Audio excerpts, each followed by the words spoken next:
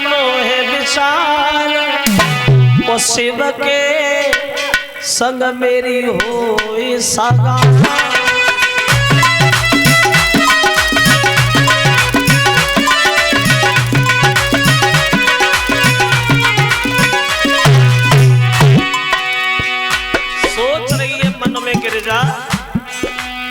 नाय में और किसी को बरूंगी,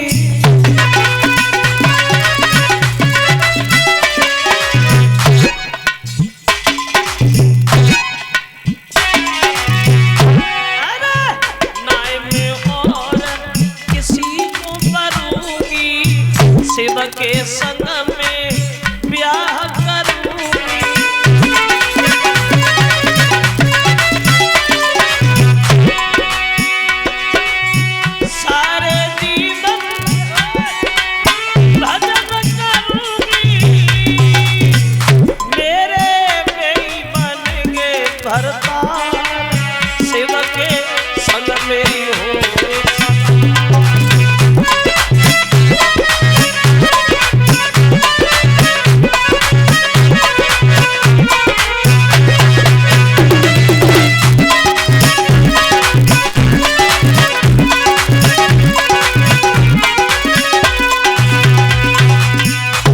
ये गिरिजा ने दृढ़ संकल्प कर लिया, अगर शादी करेंगे तो भगवान शंकर जी के साथ। अब इधर गिरिजा तो भजन कर रही है, तो एक दिन महात्मा सप्तऋषियों का उसी वन से निकलना हुआ। तो गिरिजा को तपस्या में देखा है, तो पूछे लगे, बेटी गिरिजा ये भजन किसका कर रही है? तू तो राजा की लड़की है, और तुझे क्या पड़ी है जो अपने सोने से शरीर को इस तपस्या रूपी अग्नि में झोंक रही है? ये किसके नाम का भजन हो रहा है? तो गिरिजा ने उत्तर दिया है, महात्माओं मैं भगवान शंकर जी की तपस्या कर रही हूँ। क्यों? कहने लगी है, महात्माओं मैं भगवान भोले बाबा से विवाह करना चाहती हूँ, शंकर जी के साथ शादी करना चाहती हूँ। और जो महात्मा सप्तऋषियों ने गिरिजा के ये शब्द सुने, तो महात्मा सप्तऋषि खूब ताली मार के ऐसे, बुद्धि खराब हो गई है, शंकर जी से शादी, पागल हो गई। देख बेटी गिरिजा, पहले तो तेरी शंकर जी से शादी हो नहीं सकती, और अगर धोखा से शादी हो भी गई तो जीवन में रोने के अलावा कुछ नहीं मिलेगा। ना उनके घर है, ना परिवार है, ना दौलत से भरा हुआ भंडार है। पूरी जिंदगी हो जाएगी भांग पीसते ही पीसते। और बोले कि घर बार नहीं, परिवार नहीं, गांव में मड़ैया वो भी नहीं, जादना समाधि लगाई लगी, तेरी बात बुझैया कोई नहीं।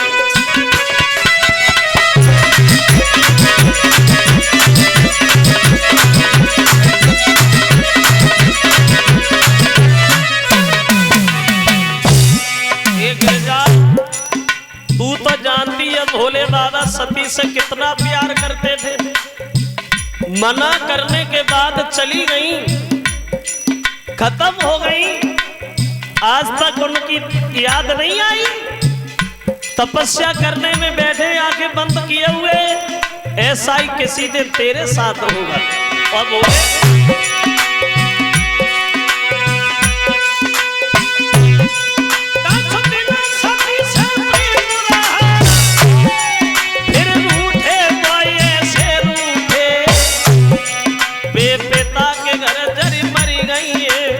बैठे ढूंढे के ढूंढे,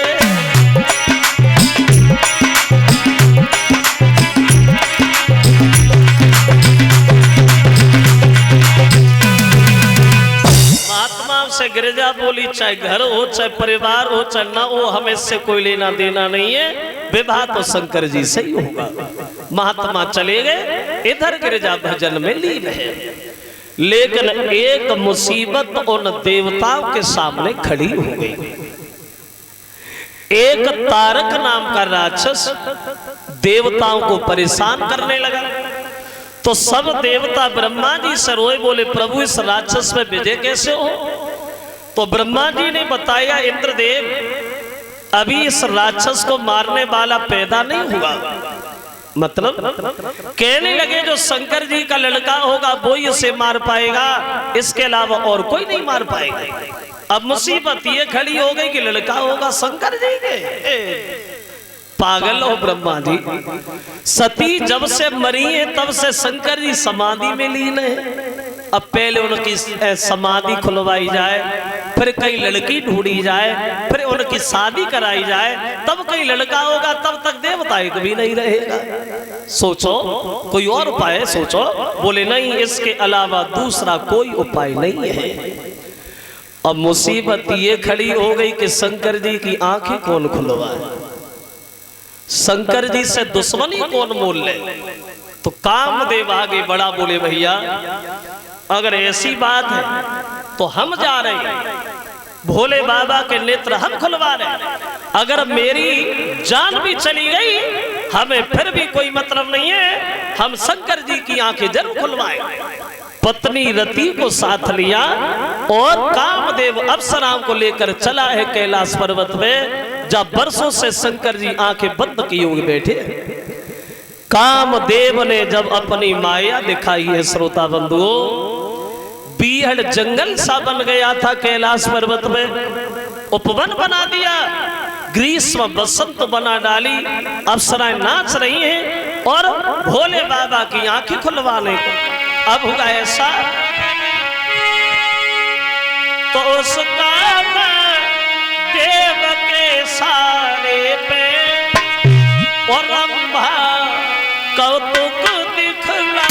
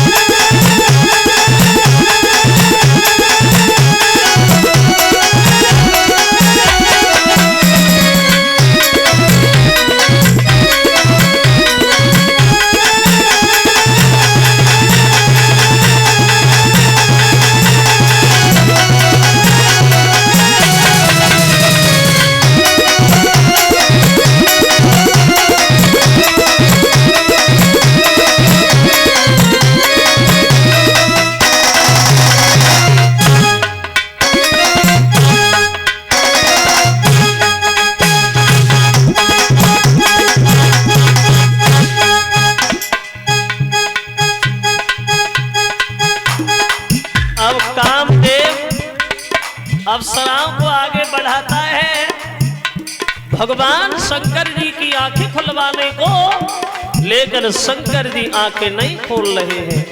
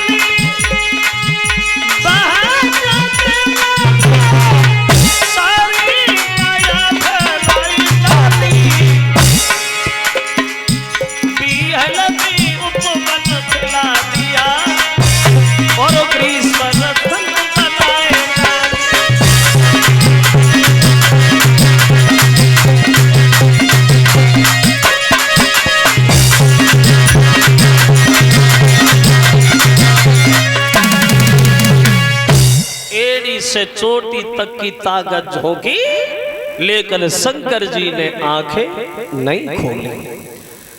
हैरान है कामदेव, बोले शंकर जी आंखें तुम खुलवा के ही मानेंगे। पत्नी रति से बोला है रति तुम थोड़ी देर धनुष बन जाओ, और रति धनुष बनी, उसमें एक कुसुम नाम का बाण रखे जब शंकर जी की मारा, जब वो बाण शंकर जी के शरीर में जाके लगा तो आंखें तो खुली, आंखें तो खुली, लेकिन उन दोनों नेत्रों के साथ साथ खुला तीसरा नैन भी, और उन नैनों के साथ और जिसकी ज्वाला मात्र से वो भस्म हुआ रतनाथ। तीसरा नेत्र खुल गया जिससे अग्नि प्रकट भई, कामदेव सामने खड़ा है जो जल करके राख हो गया। त्राय त्राय मच गई देवता में, अब क्या होगा? अब शंकर जी के इस क्रोध को कैसे शांत किया जाए? तो देवताओं ने मिलकर के कामदेव की पत्नी रति को ही आगे बढ़ा दिया। रति भगवान शंकर जी के पैर पकड़ करके फपक फपक के रोने लगी, शंकर जी ये आपने क्या किया? इसमें मेरे पति का क्या दोष था? इसमें मेरे पति को क्यों मार दिया? इसमें मेरे पति का कोई कसूर नहीं था। मेरे पति ने तो देवताओं के हित में तुम्हारी आंखें खुलवाई, अब मैं बिना पति के जिंदा कैसे रहूंगी प्रभु? तो शंकर जी को तरस आ गया, बोले रति रो नहीं। देखो रति, रूठना उसी का होता है जिसे कोई मनाने वाला हो, रूठना उसी का होता है जिसे कोई मनाने वाला हो, और रोना उसी का होता है जिसे कोई छुपाने वाला हो। तुम्हारा पति मर तो गया है रति, लेकिन हम तुम्हें ये वरदान देते हैं, अभी तुम्हारे पति से शरीर के साथ भेंट नहीं होगी, तुम्हारा पति मर के भी अमर रहेगा, आगे युग में चल करके तुम्हारा पति तुम्हें दोबारा मिलेगा, तब तक इंतजार करो। अब इधर ये बात चली रही है, तब तक देवता बोले प्रभु शादी कर लो। तो शंकर जी बोले शादी कर लो, तो आंखें खुल रही, भाई शादी तैयार। बोले हम शादी नहीं करेंगे इंद्रदेव। क्यों? बोले शादी सती से की, अधवर में छोड़ी गई, अब मैंने विचार कर लिया रड़ुआ ही बढ़िया है, अब नहीं विवाह करें, क्योंकि शादी करने के बाद उलझनों में उलझ जाता हूं, भजन भी नहीं हो पाता, इसलिए अब हम विवाह नहीं करेंगे। और वैसे ये बात भी सच है, बात भी सच है, जब तक आदमी की शादी न हो तब तक तो जिंदगी बढ़िया है, शादी न हो तब तक। वो शादी होने के बाद आदमी की वो दशा हो जाती है जो दूसरे की सेवा करने की कौन कहे, आदमी अपने शरीर की सेवा करना ही भूल जाता है। ऐसे मानो जैसे ट्रैक्टर होता है ना, ट्रैक्टर, तुम ट्रैक्टर की ट्राली में 4-5 हजार ईंटे भरो, जोले ताकत रहा तो तोले खींचत रहा, तो जब नहीं खींच पा तो तू मूड उठा तो धरे मात, तो उठा तो धरे मात, तो का करे खींचने तो है ही है। ऐसी आदमी का जीवन। तो शंकर जी मना करते हैं, देवता बोले शादी तो करनी पड़ेगी भोले बाबा, अगर शादी नहीं करोगे तो देवता एक भी नहीं रहेगा। तो जब ज्यादा विनती की तो बोले हमसे शादी करेगा कौन?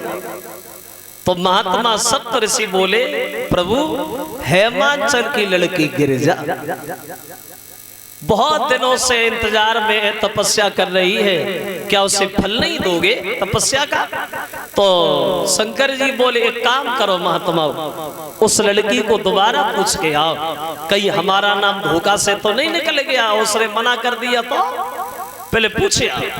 अब महात्मा सप्तऋषि गिरिजा की अंजवास करने के लिए दोबारा फिर चली बाहर, और शंकर जी की बुराई करते हुए गिरिजा से बोले बेटी गिरिजा, तुझे हमने पहले ही समझाया था कि शंकर जी को भूल जा, लेकिन तूने ना माना। अब तुझे पता है तू जिससे शादी करना चाहती उन्होंने क्या किया? बोले क्या किया? जवाब दिया कामदेव को मार दिया। क्या अब भी विवाह करेगी? और बोले महात्मा भोले बाबा की बुराई करते हुए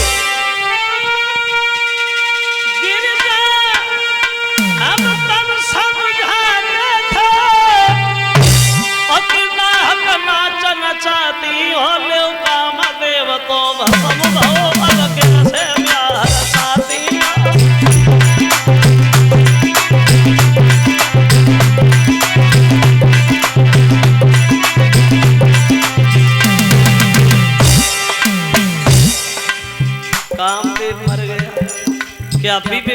की उसे।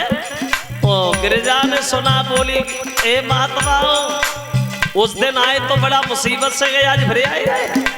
कामदेव मर गया हो, तुम सब कुआं में गिर जाओ, लेकिन गिरिजा बोली क्या आज तलक दुविधा की नींद न टूटी है, जीवन हो गया तपस्या में पर माया नींद न छूटी है।